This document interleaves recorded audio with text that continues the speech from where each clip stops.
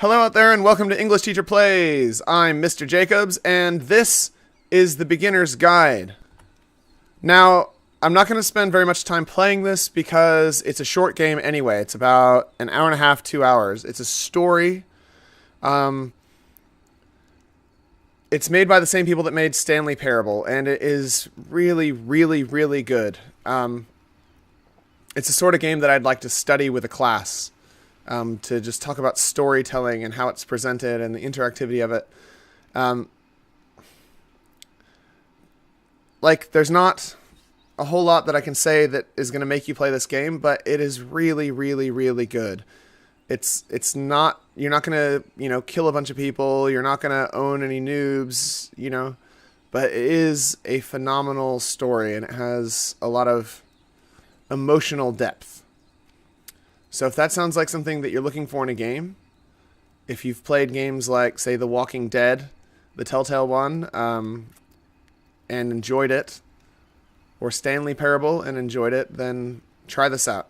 I'm going to show you the first part of the game. There's a lot of talking, so I probably won't do a lot of talking. And then I'm going to stop just so that you guys can see the game. Okay?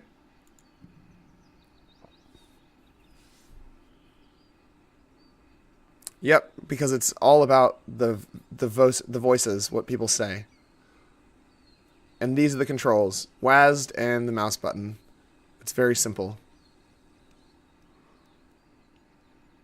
Hi there. Thank you very much for playing the Beginner's Guide. My name is Davey Reedon. I wrote the Stanley Parable, and while that game tells a pretty absurd story, today I'm going to tell you about a series of events that happened between 2008 and 2011. We're going to look at the games made by a friend of mine named Coda. Now, these games mean a lot to me. I met Coda in early 2009 at a time when I was really struggling with some personal stuff, and his work pointed me in a very powerful direction. I found it to be a good reference point for the kinds of creative works that I wanted to make. So just to start you off, this is, I think, the first game he ever made. It's a level for Counter-Strike. You can walk around here, by the way. And mostly it's just Coda learning the basics of building a 3D environment. But what I like is that even though he starts from the simple aesthetic of a desert town, he then scatters these colorful abstract blobs and impossible floating crates around the level. And of course, it destroys the illusion that this actually is a desert town, and instead this level becomes a kind of calling card from its creator. It's like a reminder that this video game was constructed by a real person.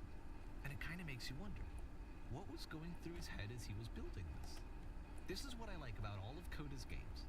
I mean, not that they're all fascinating as games, but that they are all going to give us access to their creator. I want us to see past the games themselves.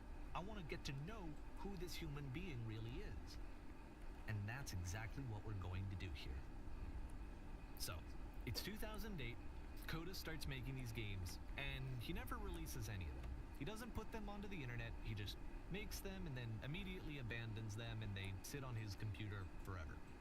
And I think he really understood this image of himself as a recluse. At one point he jokingly renamed his computer's recycling bin to Important Games Folder. So, this was just how he worked. He tended to crank them out one after the other without even really pausing to try to understand what he had just made, until suddenly one day, he just stopped. In 2011, that was it. He made his last game, and then he hasn't made another one since. And that's why I've taken this opportunity to gather all of his work together, is because I find his games powerful and interesting, and I'd like this collection to reach him, to maybe encourage him to start creating again. And if the people like you who play this also happen to find his work interesting, then I'm sure it'll just send that much stronger of a message of encouragement to Coda. So thanks for joining me on this. If you have a particular interpretation that I haven't mentioned here, or if you just need to get in touch, you can email me at daveyWreden@gmail.com. Okay, that's about it for introduction. Let's take a look at Coda's first proper game. As each game is loading, I'll show you the date that it was completed. This first one was made in November 2008.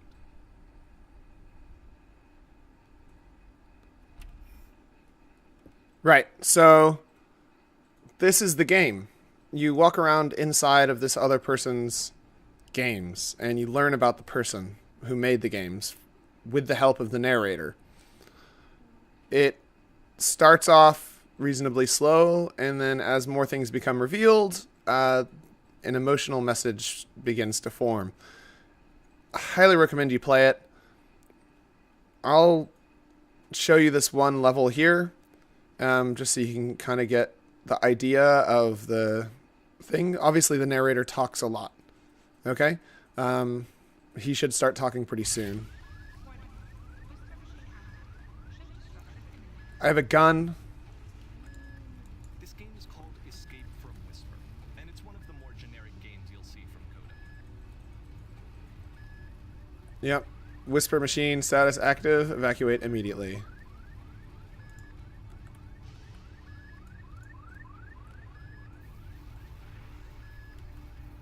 Yep. And there's no aliens. Kinda looks like this game was abandoned mid-development. For instance, you have this gun, which you'd think would indicate that there are supposed to be monsters or enemies somewhere, but then clearly there are no enemies anywhere.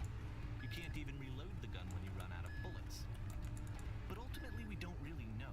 Maybe Coda thought that actually it was complete the way that it is. And I think that we should talk about his games for what they are, rather than for what they're not.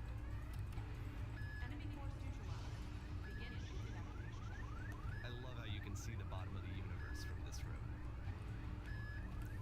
Yep. So, as you can see, we're actually playing a game, but he's talking over the top of it, like it's a Let's Play. Space station has a labyrinth on it. Sure, I don't know. There's really no reason for it that I've ever been able to discern, so in the interest of time, I'm just gonna skip you on past it. Boing. Okay, this is the part that's interesting. The game has this narrative about the Whisper machine and how it has to be turned off, and then you get to the engine room. Hey, you there, in the engine room. You could save us all. That beam is powering the Whisper machine. We could disrupt it by introducing a great enough heat signature. If your body could stop the beam.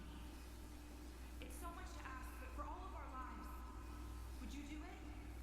Could you give yourself? And I can. Let me pause here for a second.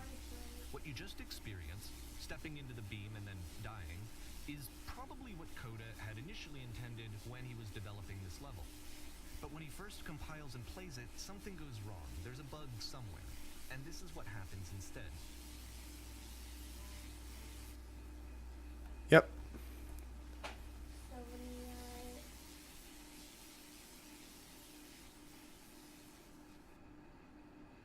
It's pretty.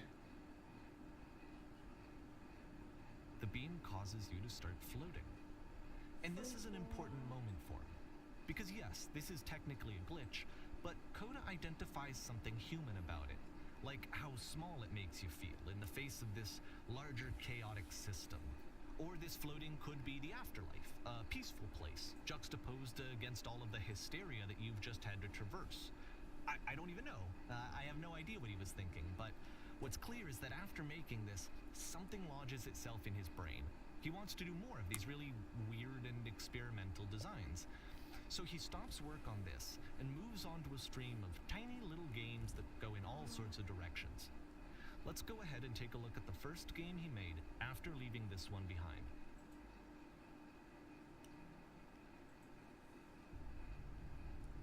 Right. I'm going to leave it there. Hopefully you guys can see it, are enjoying it. I don't want to play all the way through. I want you to play it because I think it's sort of a personal experience. It's not funny. Try walking backwards. Yeah, this is a weird one. You can only walk backwards in this. Yep. In this game, you can only walk backwards. Which is pretty cool. But we're going to go ahead and finish it there. So I hope you enjoyed that. If you like the game, pick it up because, I mean, it's good. It's different. It's pushing the boundaries of what what a game can do. And I would encourage you to try it out. Class dismissed.